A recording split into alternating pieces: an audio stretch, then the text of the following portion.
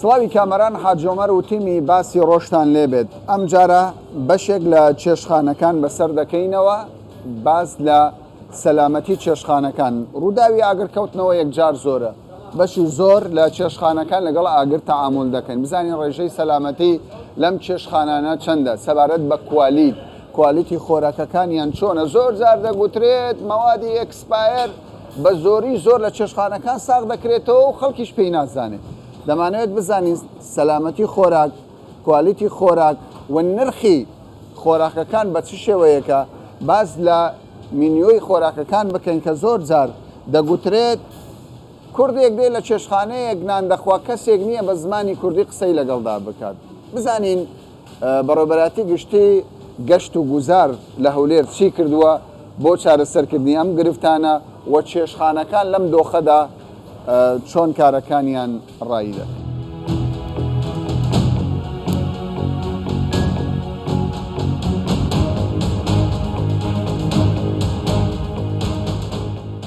لەم چێشخانەیە بەڕێوەبەری چێشخانەکە یان خاوەنی چێشخانەکە کەسێکی سووریە. من سووریم من ڕۆژاوای من ڕۆژاوە ئەفرین من ئافرین باشە بە هەمان شێو ینی ئەوەی کە پرسیارێک لە لای من دروست دەبێت بەشی زۆری ئەو چێشخانەی کە تاڕادەیەک کوالیتیان بەرزە خەڵکی باشووری کوردستانین خەڵکی بێگانن بەشێک لەو کرێکارانە ئیشی دەکەن بەشی هەرە زۆریشیان هەر خەڵکی خۆمانەنی یعنی ئەمە پرسیارێکە بەڕاستی من وەڵامەکەم دەست ناکەوێ ژگەت عندكم عمال هنا تشتغلون حدود ال 40 موظف 40 موظف نعم 40 بين دليفري بين محاسبين بين صالة بين مطبخ. إذا نقسمه شقد من إقليم كردستان شقد من خارج إقليم كردستان؟ من إقليم كردستان تقريبا نصنا 20 واحد تقريبا موظف يشتغل هنا. نعم. تأخذ شن دري؟ ڕۆژاوە خلشي روجافا. بله. شن هاوكاري خوتي خلشي روجافا؟ خەلکی ڕۆژاوە بله. دوورە 10 عملە 10 یا 12 عملە هەیە. تا 12. أوان کورد. كردي شن دري؟ هندێک کوردی ئێرانە هندێک كردي إيران. ئێران نە ئیران. إيران. چند كردي هولير؟ کوردی هەولێر دوورە 18 حیا 20 هەیە. کەسم دەست دەکەوی لێرە قسەی لەگەڵ. وەڵڵا مشکلە ئێستا شفتێوان نییە. زۆریان دەڵێن کوردی هەولێر هەیە بەڵام شەفتی ئەوانێ لێرە ئامادەنین ینی دواتر دێنەوە بەڵام بەداخەوە لە کۆی نزیکی 7 کەسیش دەکە 7 کەسی کوردی هەولێر کەسیان لێرە نینە دەڵێ دواتر دێنەوە کار دوو کەس لێرە هەنە کوردی بەس خەڵکی مووسڵن دلیڤەریش دەستەی کاری زەمان هەیە زمانی کار خەسەردان دەکەن ناوتان هەیە عادی هۆلند بازارن هەموو هەیە نەنا مەبەستم لە زمانی کار دێ زمانە لە عمل هەیە هەویەت هەیە ناسنامەت هەیە هەتا ئێستا بم ئێستا لەماڵێ دەلات نییە باشە من باسی دەستەبەری کۆمەڵایەتیم کرد زمانی کار کە ئەمەش بەشێکەوانە هەمویان لە کوردستان کار دەکەن چکۆ بە پێی یاساکانی وەزارەتی کار دەبێ هەر کەسێک لە دەرەوەش بێ کار بکات دەبێ ینی زمانی کاری هەبێ دەبێ ئەم بەڕێزە سەلامەتی ئیشەکەی بۆ دابین بکرێ و لە هەمان کاتیشدا باز بدات بە حکوومەت دەڵێ من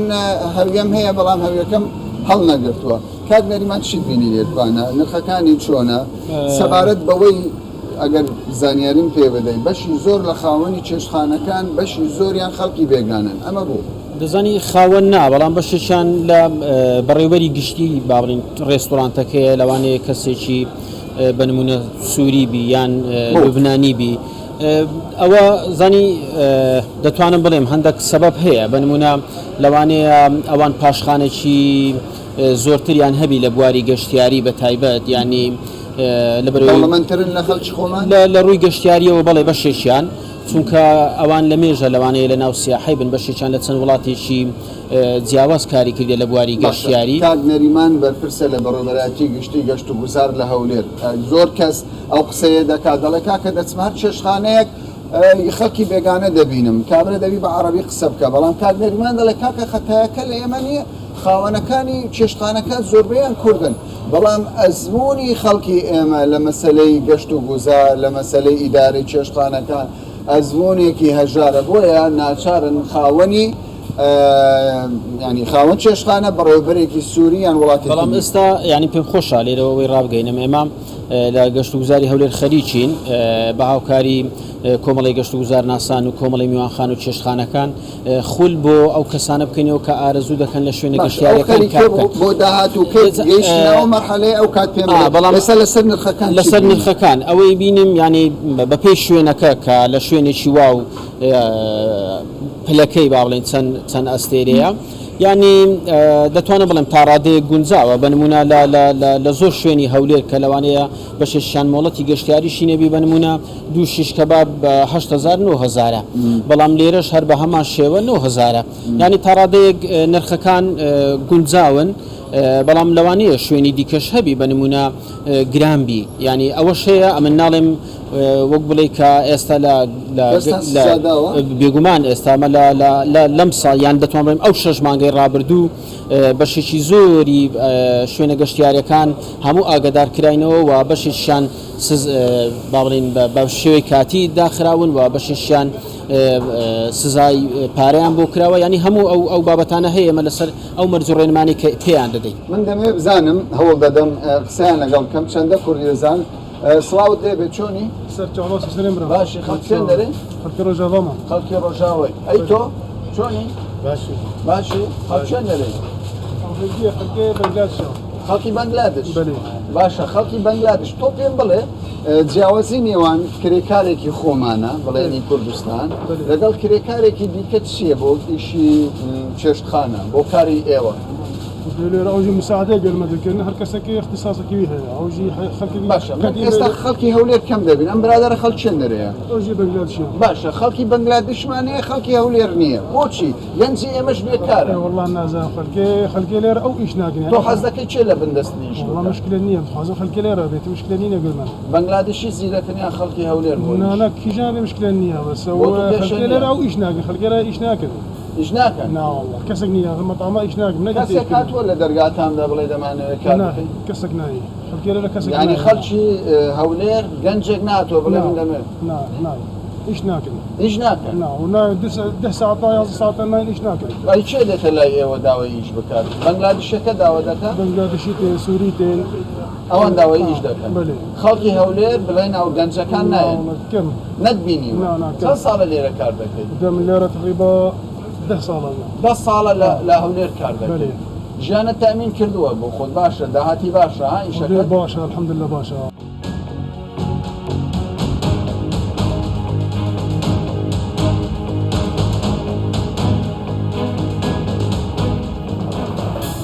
زۆر گەنج پەیوەندیم پێوە دەکات دەڵێ کاکە من سەردانی زۆر شوێن دەکەم کاری تێدا بکەم بەڵام قبول ناکرم ئەو چێشتخانانە یاخود زۆربەی ئەو شوێنانەی کە کۆمپانیای تایبەتن بۆچی زیاتر پشت بە کرێکاری بیانی دەبەستن ئەم بەڕێزە بەڕێوەبەری ئەم چێشتخانەیە وەکو پرسیارم لێکرد بەشێک لەو کرێکارانەی لێرە کار دەکەن کرێکاری بیانی من دەمەوێت بزانم بەڕاستی بۆچی ئێوە زیاتر پشت بە کرێکاری بیانی دەبەستن پشت بە کرێکاری خۆمانە نا سەرەتا بەخێر کا کامەرە بەجددی ئەو بەرنامەی کە دادناوە لەسەر کاری ڕێستۆرانت و چێشتخانەکان بە شتێکی زۆر باشیە بینم بەنسبەت چێشتخانەکان کا کامەران سەراحەتەن لەگەڵ ڕێزم ئەمێ زۆر واقع قسە لەگەڵ بکەم مۆزەفی کورد تاکی کورد زۆر کەم لە ڕێستۆرانتەکان کارەکەن بەپێ ئەوەی موچەیەکی کەمە بەپێ ئەوەی کاتی کارکردنەکەی زۆرترە و بە شایانی خۆی نازانێ هۆکارەکەی ئەوەیە بەڵام لە دەرەوەی وڵات زۆربەی بەشێکی زۆر لە دەرەوە کار دەکەن یعنی ئێستا لە زۆربەی وڵاتانی ئەوروپا ئەگەر سیر بکەیت یعنی کرێکاری خۆمانە لە ڕێستۆرانتی زۆر ڕاقی کار دەکەن بۆ لێرە زۆر زار دەگوترێت کەم ئەزمونن هۆکارەکەی ئەوەیە کا کامەران نازانم وەکو بڵێم عیزەت نەفسە یان وەکۆی بڵێم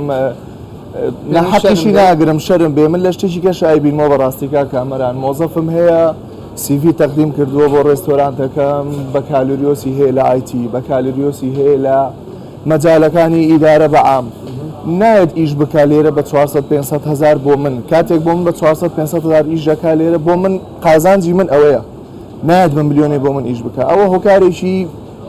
سیڤی هاتووە بە سەدان سیڤیم لەلایە کاکامەران بە سەدان سیڤیم سیڤی تەقدیم دەکەن گەنجی خۆمان ئەتوانم پێت بڵێم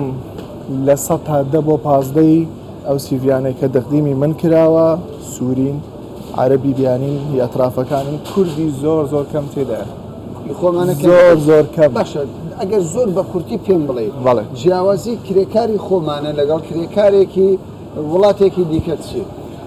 جیاوازی کرێکاری خۆمانە وڵاتێکی کرد کامران ئەگەر واقع بە من کرێکارم ێ ڕۆژانە 12 کاتژمێر بۆ من ئیشەکە کوردێکی خۆمان ئامادە نییە ئەو کارم بۆ بکە ناحەقیشی ناگرم لە وڵاتی خۆمانە بۆ 12 ساعت کار بکە بەڵام بۆ من کە ساحەبی ئیشم 12 ساعت کارکردن بۆ من ئەوە قازانجی منە من یەکەم شت بیر لە قازانجی خۆمەکەمەوە اینجا بەرامبەرەکە اینجا قازانجیش بەوە دەم نایە 12 ساعت کار بۆ من بکات بە مقابلی پارەیەکی کەم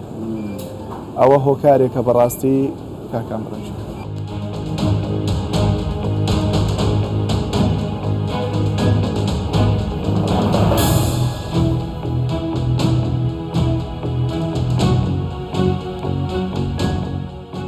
لەم ڕێستورانتە ئەوەی کە من زانیاریم وەرگرتە بێت زیاتر لە 90 کرێکارتیایدا ئیش دەکات وەکو ئەوانەی لێرە کار دەکەن زانیاریمان وەرگرت دەڵێن زیاتر لە 70 کەس کرێکاری خۆمانە خۆشبەختانە ئەمە دڵی خۆش کردم هەرچەند لە من قسەم نەکردەوە بەڵام زانیاریەکان وا بە من دراوە لەگەڵ ئەوەشدا 3 شەفتە هەر شەفتێک 8 کاتژمێر کار دەکەن یعنی شەو و ڕۆژ لە هەولێر یعنی ئەمە جێگای دڵخۆشیە چێشخانەیەکی مۆدێرن شەو و ڕۆژ هەموو کاتێک بتەوێت سەردانی بکەیت خواردنی هەیە ئەمەش جێگای دڵخۆشیە بەڵام ئەوەی کە من سەرنجم داوە مینۆی چێشخانەکە سیر دەکەم لێرە زەڵاتە کۆمەڵی نرخیدان داوە من سەرنجی ڕاکێشام کە پێم وا بێت تا ڕادەیەک ینی گرام بێ 7,000 دینار بۆ زەڵاتە کاک پێرس بەڕێوەبەری پشکنینە کاک پێرس ئەمە هەم عەرەبیە و هەم ئینگلیزیە کوردیشی تێدا نییە من هەر لە یەکەم لاپەڕەکە زەڵات هەیە 7,000 دینار 6,000 و گرانترینیان 7,500 شید لێ خوێندەوە ئێمە بە خۆشحاڵیەوە سەردانمان کردوون پێشتریش وەکو لێژنەکانی پشکنین سەردانی ئەو بنکە گەشتیاریەمان کردیە و یەکەکە لە بنکە گەشتیارەکانی کەوا زۆر پابندە بە ڕێکارەکانی گەشت و گوزار و ڕێنمایەکانمان جێبەجێ دەکات بۆ نمونە لە ڕووی کارمەندان دەتوانم بڵێم یەکەم ڕێستۆران دەکەوە 70% کارمەندەکانی کوردی خەڵکی خۆمانن بەناو لەلامان هەیە خاوەنەکانیشان کووردە دەستخۆشیان لێ دەکەین و لە ڕووی مۆڵەتەوە مۆڵەتیان نوێیە بەڵام ئەو ملاحەزەی کە لەگەر جەنابەت کردمان ملاحەزەیەکی بەسیطمان هەیە لە ڕووی نرخەوە ئەوە مینوەکانیان بە کوردی بە ئینگلیزی و عەرەبیە ئەمەشیان بە کوردیە جیاوازیەکی تۆزێک کەم دەبینین لە نرخەکان تۆزێک نرخەکانیان بەرزە ئێمە دووبارە ئاگاداریان پێ دەدەین کەەوە خاوەنەکەیان بتوانێت لە ماوەی 24 کاتژمێر سەردانی بەڕێوەبەرایەتیەکەمان بکات بۆ نەهێشتنی ئەم سەرپێچیە باشە ینی نرخەکانیان بەرز دەبین نرخەکانیان تۆزێک بەرز دەبینم بەڵێ ئیسراعاتی هەرچەند لە من دەمەوێت سەرنجی بینەران ڕاکێشم لەگەڵ ئەوەی نرخەکانیان وەکو بەڕێوەبەرایەتی گشتی گەشت و گوزار باسی لێەوە دەکات دەڵێ نرخەکانیان هەندێکی بەرزە بەڵام ماشاڵای لێبێت جمەی دێت ئەم چێشخانە ئێستا نیوەڕۆی خەڵکێکی زۆر دێت لەگەڵ ئەوەی کە دەڵێن نرخ بەزە بەڵام بازاری باشە ئەمەش مەبەستم لە چیە خەڵکێک احتیماد لەسەر پاک و خاوێنی باشی چێشخانە و ڕێستۆرانتەکان دەکات جێ ناداتە پارە هەندێک خەڵک کە ئیمکانێتی هەیە پێم وایە وایە وانە چکە دەڵێ نرخی بەرزە بەڵام خەڵکێکی زۆرش دەبێت بزەبت خەڵکێکی زۆر لێرە لەبەرەوەی ئەمە 24 کاتژمێر کراوەیە خەڵک دەتوانانی هەموو کات سەردانیان بکاتن و شوێنەکەشیان بەڕاستی شوێنێکی فول گەشتیاریە لەوانەیە ئەو بەرزکردنەوەی نرخ من وا بۆی دەچم لەبەر بەرزبوونەوەی دۆلار بێت کامەران ئەو مینوەیەکە لە دەستە مینوەیەکە قەدیمە ڕابردووە ئەمە چێشخانەی ڕێستۆرانتێک نرخەکەی بەرز کردەوە ئێوە چی ئیزراعات ئێمە ئاگاداری دەکەینەوە کەوا خاوەنەکەی وەکو گوتم بە زووترین کاسەردانی بەڕێوەبەرێتەکەمان بکات بەڵێن نامەیەکی لێ وەردەگرین کەوا نرخەکانی بگەڕێنەوە نرخی پێشتر و نەتانی بە هیچ شێوەیەک نرخ بەرز کاتەوە لە سەهاوڵات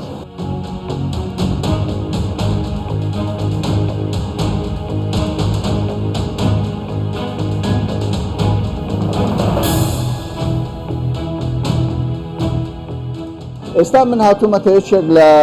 چێشخانەکان کە کوالیتی بەرزە ئێمە هەوڵمان داوە شوێنی زەنگین ئەوانەی دەوڵەمەندن بەسەر بکەینەوە لەگەڵ ئەو شوێنانەی کە خەڵکی ئاسایی سەردانی دەکات ئەمە لە شەقامێکی گرنگی شاری هەولێرە چێشخانەیە کە وەکو دەبیستن گۆرانی فەیروس و ئەوانەشی کە لێرە کار دەکەن بەشی زۆریان جلوبەرگی تایبەت بە وڵاتی خۆیانە پێم وایە خەڵکی سووریان هەر هەمویان لێرە کار دەکەن ئەمە خاوەنی چێشخانەکەی من دەمەوێت قسەی لەگەڵ دەکەم مرحبا كيفك؟ اهلا وسهلا يا مرحبا انت صاحب المطعم؟ اي نعم منين انت؟ نحن من سوريا من سوريا من سوريا من باشا. دمشق من دمشق باشا او خاوەنی چێشخانەکەیە لێرە کار دەکات صار لك كم سنة تشتغل؟ نحن هلا هون هذا المطعم صار له 7 سنين 7 سنين تمام 7 صال وانا ليرة كار دكان شلون العيشة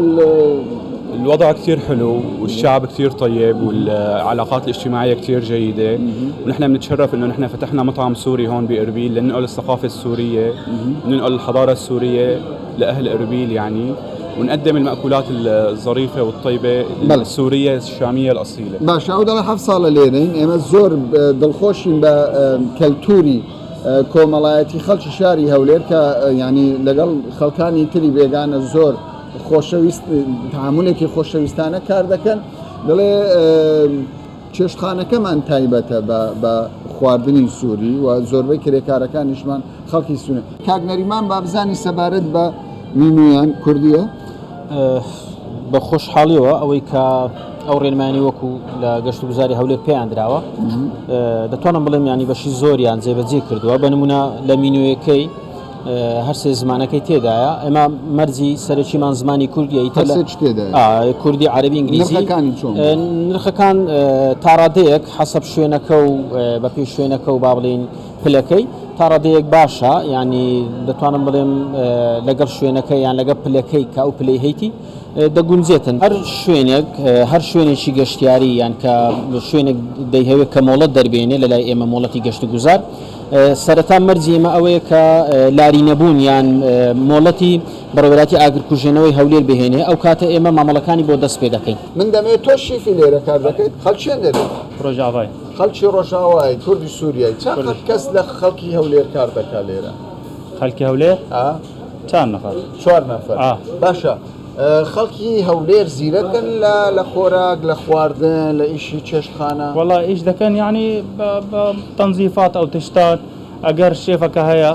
باشە ئیش دەکە یعنی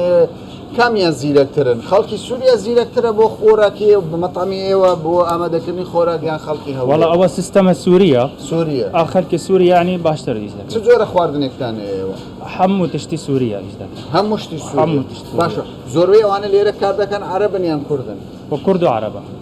زۆربەیان زۆربە کوردە کوردە